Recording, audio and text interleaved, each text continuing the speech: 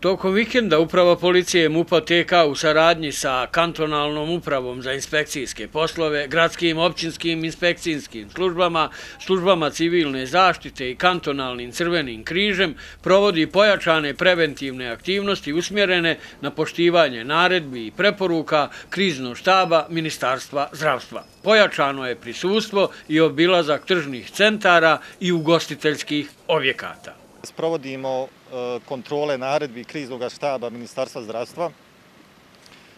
Kontrole se odnose na poštivanje nošenja maske i možemo ustanoviti da su građani prilično poštuju nošenje maske kako unutra u samome centru, tako i vani prilikom ulaska u sam centar.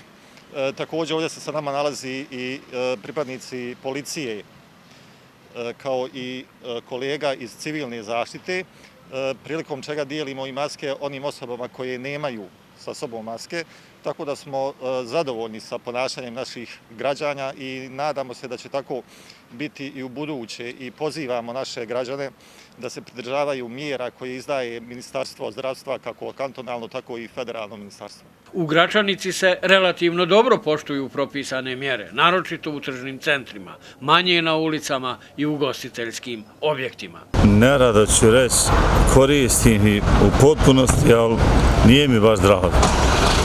Mislim da to ipak ograničavamo. Kakva su vaša zapažanja? Da li to građani poštuju? Pa u većini poštuju, ali gunđaj. Sve epidemiološke mjere se moraju poštovati da bi se izbjegla ova situacija sa pandemijom. Poštuju građani pa ono što vi vidite? Pa dosta poštuju ovih dana, malo je to ozbiljnije se shvatilo neko prije.